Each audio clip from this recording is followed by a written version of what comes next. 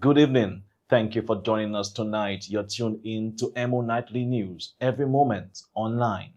In tonight's news headlines, Savanpai Health Center to be renamed in honor of 2 nurses. Artist exhibition Diversity showcases 7 years of abstract work. Dominica State College to welcome class of 2028 during Freshers Week. NCCU to bring agriculture to the office with Uniform Deviation Initiative.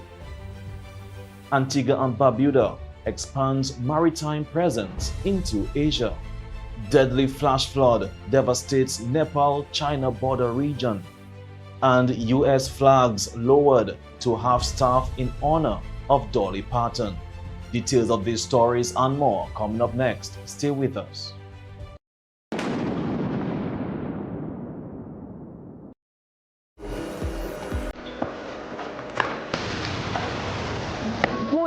Yo, let me call Serena to find out if lights go by them.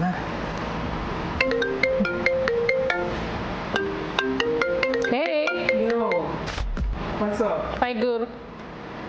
You good? Dude, I'm annoyed. Lights will go by you then. Let's go. I wouldn't know. I on solar, you know.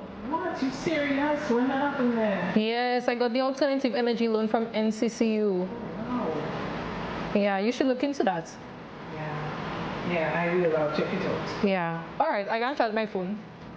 Okay, do your thing. And look, my phone dying, you know. Share the phone died.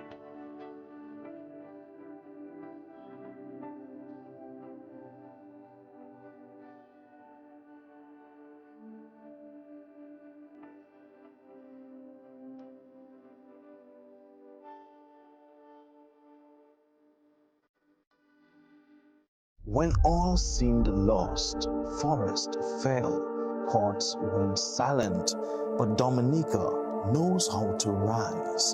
From the earth, life returned, stronger, greener, resilient.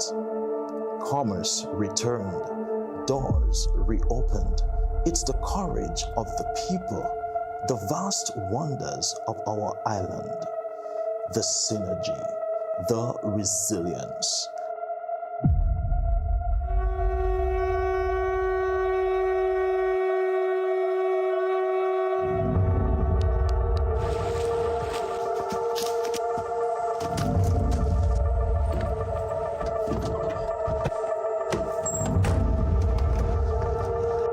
Each point, each opponent, one battle at a time. Every serve is a challenge. Every rally is a battle. Every point earned. An island that learned to rise, now play to win. This is the Nature Isle Open Tennis Tournament, where resilience meets rivalry.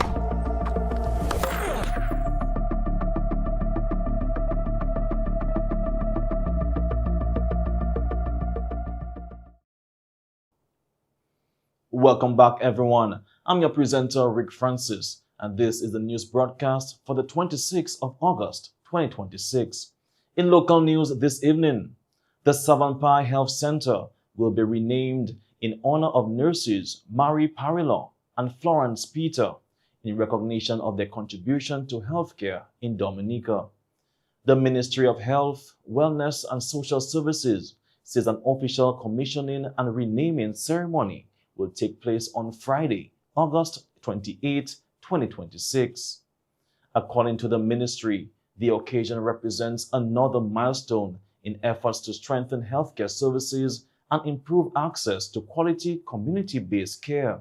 The Savanpai Health Center opened to the public on April 20, 2026, and provides a range of services including maternity and childcare, adolescent health services, diabetic and hypertension care, cancer screening and prevention, school health programs, and home visits. The upcoming ceremony will formally recognize the legacy and service of nurses Mary Parillo and Florence Peter.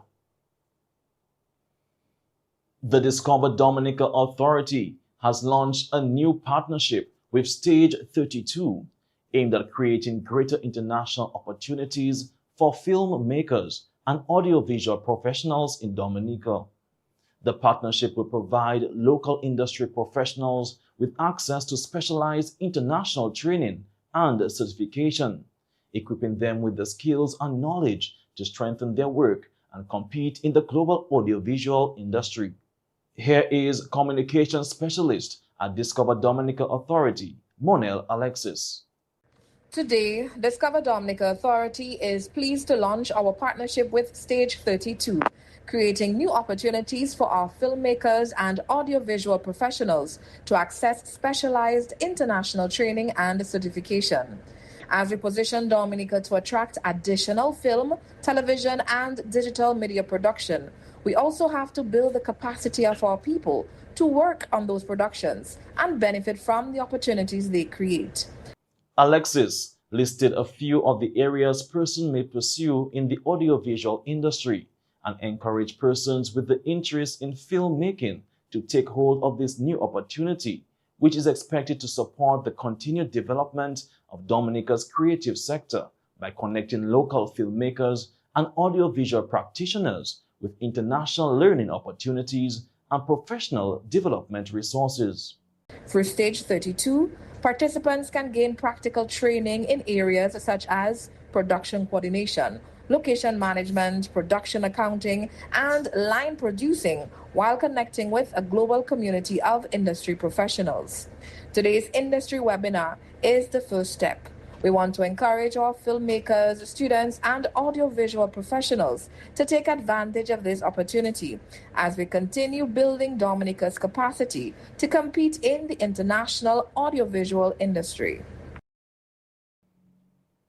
The National Cooperative Credit Union, NCCU, is encouraging support for Dominica's agriculture and fisheries sectors through a special Uniform Deviation Day on Friday, August 28, 2026.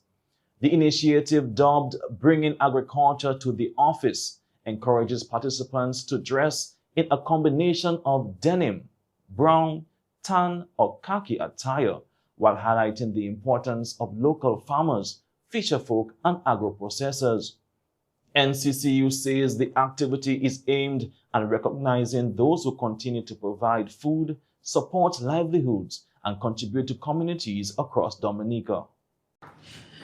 The National Cooperative Credit Union is inviting the corporate community to join us in our Sea to Soil Uniform Deviation.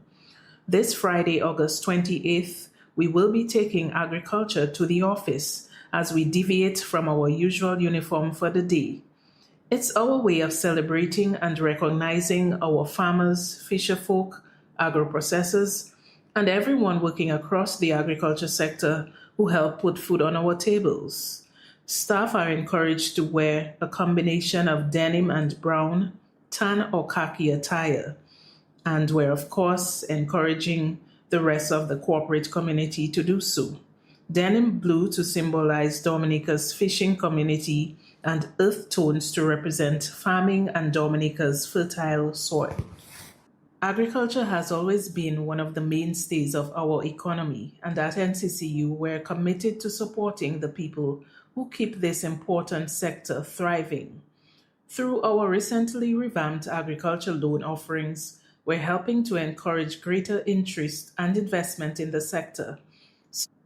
So with lower interest rates and more flexibility, our members could get financing for small-scale agriculture, purchase of land and equipment, as well as for commercial purposes. The credit union says its support for the sector also extends through its agricultural loan, as it encourages individuals involved in agriculture to take advantage of opportunities to grow and develop their operations.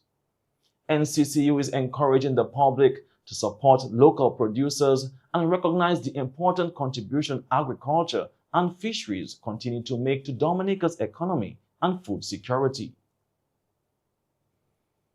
The Dominica State College is preparing to officially welcome approximately 500 new students as part of Freshers Week 2026, scheduled for September 1 to 4.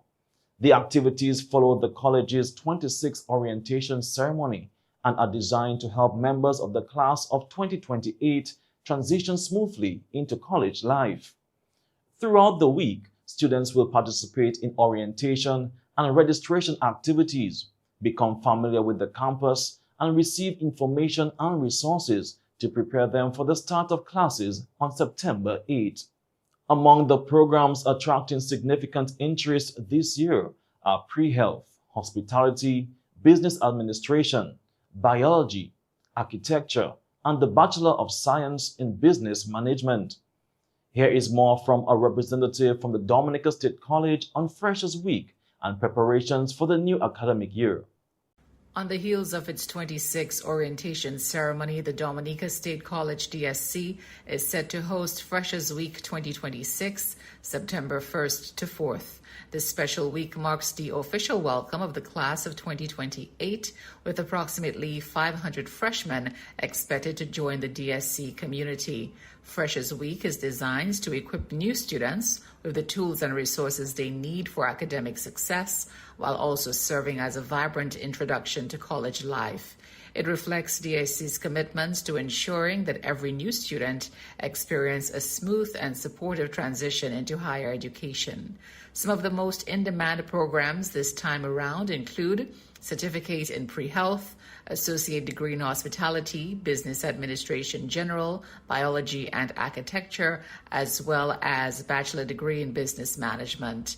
From September 1st to 4th, incoming students will participate in a series of orientation and registration activities designed to help them get acclimated to campus, familiarize themselves with college life, and get settled ahead of the start of classes on September 8th. DSC eagerly looks forward to welcoming the graduating class of 2028, committed to supporting their success, growth, and lasting memories throughout their journey at the college.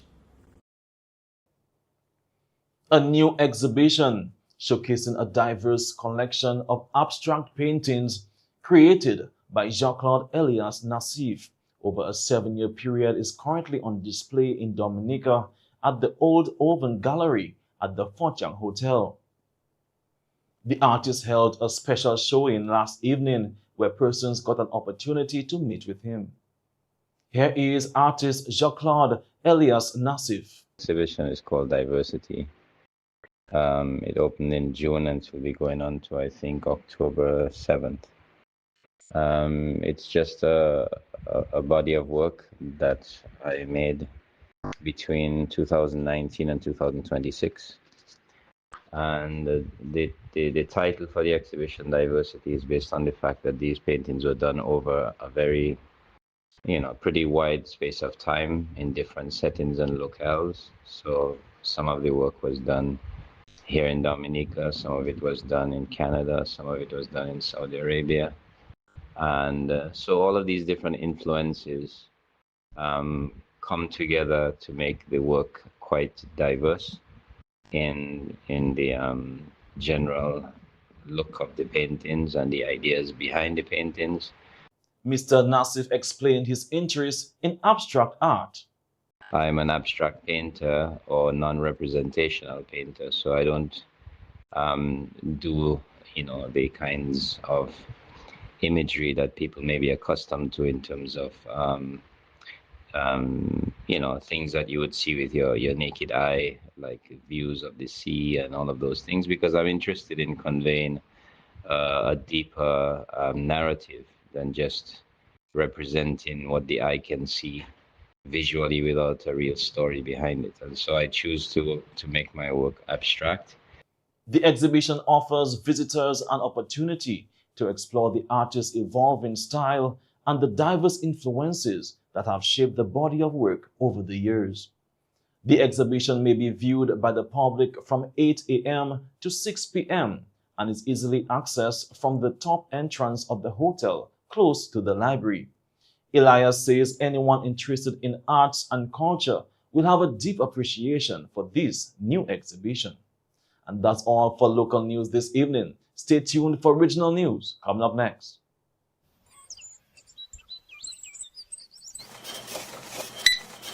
Tico, that's $800. Cash or card? When cash is low, Tico is still ready. Always card, Chalo. Would you like a copy of the receipt? No, Chalo. NBD already sent me the alert and I'll see it on Mo Banking later.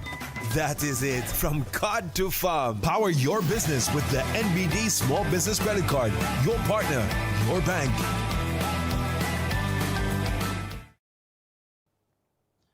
Grenada is preparing to host the 35th Annual Caribbean Water and Wastewater Association Conference and Exhibition from October 12 to 16, 2026 at the Radisson Grenada Beach Resort.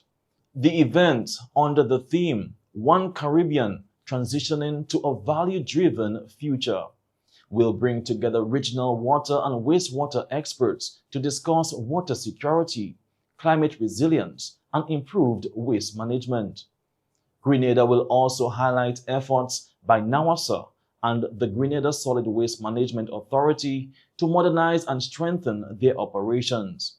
The government says the conference will support national development, create economic opportunities for local businesses, and expose local professionals to new technologies and international best practices.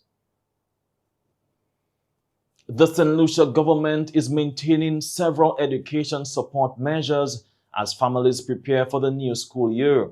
Students entering Form 1 will receive a laptop and a $500 bursary, while book bursaries and other financial assistance will continue. Teachers will receive a 1,400 teaching material allowance, while temporary teachers and, for the first time, school cooks and cleaners will receive salaries for August. The government will also cover 5 CSEC subjects for students and continue assistance at the early childhood and tertiary levels. Prime Minister Philip J. Pierce says education remains a priority despite financial pressures. Prime Minister Honorable Philip J. Pierre has made it clear that support for education and early childhood will continue. Every student entering Form 1 will receive a new laptop and a $500 bursary to help with back-to-school expenses. Book bursaries continue. The Education Assistance Program through constituency offices and the SSDF continues. Bursary assistance for students attending Sir Arthur Lewis Community College continues. The $1,400 teaching material allowance continues. Temporary teachers will continue to receive their full salaries in August. For the first time, support staff such as cooks and cleaners will also be paid in August because their household expenses do not stop when school is closed. Support for early childhood education continues. Each private early childhood center will receive an annual grant of $3,000. The $100 tuition subsidy for each child attending a private preschool per term also continues. Government also scheduled the latest cycle of the Short-Term Employment Program, or STEP, ahead of the new school year. Approximately 3,000 participants were given an opportunity to work and earn to help meet their back-to-school expenses. Despite the cost of helping to keep fuel and cooking gas prices down, support for students, parents, teachers, and school workers continues. Education support continues. Early childhood support continues. Support for St. Lucian families continues. The government says the measures are aimed at easing back-to-school expenses and ensuring the cost of education does not become a barrier for families. The Antigua and Barbuda Department of Marine Services and Merchant Shipping, ADAMS, is expanding its international presence with the establishment of operations in Busan, Republic of Korea. The initiative follows ADAMS' expansion into Greece and the United Arab Emirates and is aimed at strengthening services to ship owners and maritime stakeholders in key global markets. The partnership was formalized on August 21 between the government of Antigua and Barbuda, Adams, and Solaris Tech Inc. during a signing ceremony attended by Prime Minister Gaston Brown. The initiative will promote the Antigua and Barbuda ship and yacht registry in the Korean and Japanese maritime markets. Prime Minister Brown says the expansion provides an important platform for Antigua and Barbuda to engage with the wider Asian maritime community, while strengthening the country's competitiveness in the global maritime sector. And that's all for regional news this evening. Stay tuned for international news coming up next. Blast Gaming presents its biggest job whatever. Blast Mystery Progressive. I'm so excited. I can't hide it. The new Blast up and rising. And I like it. It going up and up and up and up and up. Blast up and up and up and up and up and up. Play selected games to win in the Blast Mystery Progressive. Pick until you match 3 gems and win one of the 5 cash jackpots. Or you can blast up with the Mystery Progressive jackpot. It going up and up and up and up and up. Blast up and up and up. Blast Gaming. A massive flash flood has devastated communities along the Nepal-China border, leaving at least 17 people dead and hundreds missing. Authorities in Nepal say entire villages have been affected, with roads, bridges, and power infrastructure severely damaged. At least 400 travelers, including foreign nationals, are reportedly missing, raising fears that the death toll could increase significantly. Neighboring Tibet has also been impacted, with Chinese authorities warning of major casualties. A mudslide struck the Girang border area, prompting Chinese President Xi Jinping to call for an all-out search and rescue operation. Nepalese officials say an earthquake triggered a major landslide that blocked a river, eventually releasing a powerful torrent of water downstream. Helicopters and emergency teams have been deployed to search for survivors, but dangerously high water levels are making rescue operations difficult in some areas. And tributes continue to pour in following the death of country music legend Dolly Parton, with U.S. President Donald Trump ordering American flags to be flown at half-staff in her honor until September 1. Parton died Tuesday at age 80 following a brief battle with cancer. Her 6-decade career produced more than 100 million record sales and iconic hits including Jolene, 9 to 5, and I Will Always Love You. She also leaves a lasting philanthropic legacy through her Imagination Library, which has provided millions of books to children worldwide. Fans across the globe are remembering the life and music of Dolly Parton.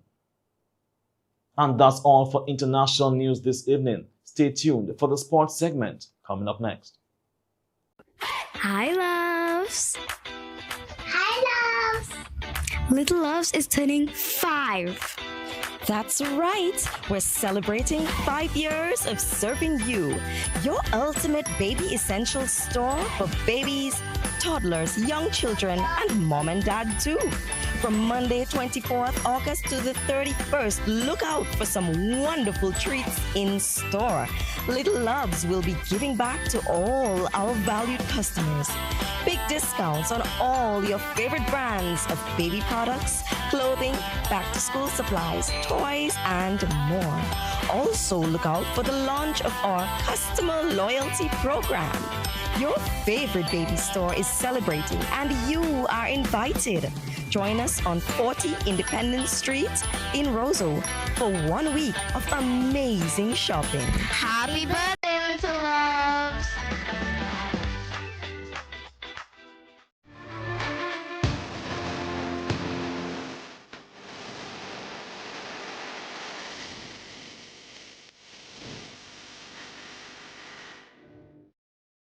All right, we kick things off in the sports segment with cricket news. The Antigua and Barbuda Falcons beat the Barbados Tridents by 30 runs in the Caribbean Premier League. Moeen Ali top scored with an unbeaten 56, while Joshua James took 3 wickets as Barbados were both out for 125. CPL action continues tonight with the Trinbago Knight Riders facing the St. Lucia Kings at Queen's Park Oval from 7 p.m. The St. Kitts and Nevis Patriots meet the Jamaica Kingsmen on Thursday. Pakistan are hopeful Babar Azam will return for Thursday's second test against England at Lord's, with Pakistan trailing the series 1-0. Australia are also reviewing their batting options ahead of their South Africa tour, with Cameron Green among the positives from their series leveling win over Bangladesh. Meanwhile, the ICC says Nepal's cricket program is rapidly developing, citing growing crowds, increased investment, and improved performances. And finally, in sports, congratulations to Don Gordon, Lisa James, Richard Wilson, Adisha Burton, and Jaleel Lewis on successfully completing their respective volleyball development courses in the British Virgin Islands. Dawn, Lisa, and Richard are now ECVA national volleyball referees, while Adisha and Jaleel successfully completed the FIVB Level 1 coaching course. Their achievements reflect their dedication to learning, growth, and the continued development of volleyball. We are proud of their accomplishments and look forward to seeing them make an even greater contribution to the sport. Congratulations to all 5. And that's all for the sports segment this evening. Stay tuned for the weather report coming up next.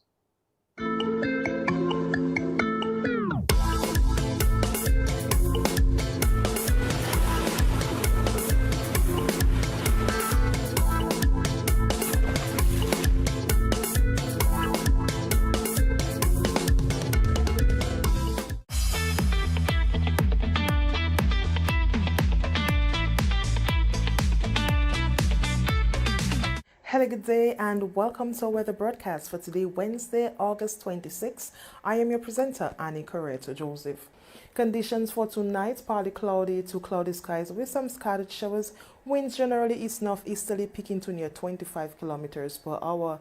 Nights to remain warm. Temperatures out on the east could be down to about 26 degrees Celsius, and along the west coast about 25 degrees Celsius, and some cooler temperatures in the interior about 23 to 24 degrees Celsius. Conditions for tomorrow: partly cloudy skies with a few showers can be expected during the day, some slight haze as well. However, as we move into the evening, the moisture from this wave is expected to move over the island, resulting in an increase in cloudiness with some showers Thursday night. As we move into Friday, some unstable weather conditions could maintain cloudy conditions with scattered showers and possible isolated thunderstorms. As we move into Saturday, as this wave approaches the area, we expect to see the maintenance of cloudy conditions with scattered showers and possible thunderstorm activity, especially from Saturday afternoon. As a result, persons in areas prone to flooding, landslides, and falling rocks, you are advised to remain alert and keep updated, especially from Friday. Temperatures to be relatively warm along the west coast, peaking to near 34 degrees Celsius tomorrow, Thursday, about 31-32 degrees Celsius out on the east. On Friday and Saturday, temperatures to peak near 32 degrees Celsius along the west coast. Nights to be warm to about 26 degrees Celsius tomorrow, Thursday, and about 24 degrees Celsius on Friday and Saturday. Winds generally east-northeasterly to easterly on Thursday and Friday, peaking to near 30 kilometers per hour on Thursday and 35 kilometers per hour on Friday. On Saturday, as this tropical wave approaches the area, we expect the winds to be generally out from the northeast, peaking to near 35 kilometers per hour and decreasing into the night. Marine conditions for the next 3 days: slight to moderate seas picking up to 7 feet along the east coast and about 3 feet along the west coast into Saturday. The sun will rise tomorrow at 5:52 a.m. and set at 6:21 p.m. Our low tides will be at 9:19 a.m. and 8:56 p.m., while the high tides will be at 2:34 a.m. and 3:23 p.m. For up-to-date information, you can scan this QR code and follow our WhatsApp channel, or you can follow us on Facebook and Instagram at Dominica Met, or our website at weather.gov.dm. Thank you for viewing, and join us on Friday for your next weather broadcast. Good day. And this brings us to the end of tonight's news broadcast for the 26th of August 2026. I'm your presenter, Rick Francis. And on behalf of the entire newscast, we say thank you for viewing. This is Emo Nightly News, every moment online. Have a good night.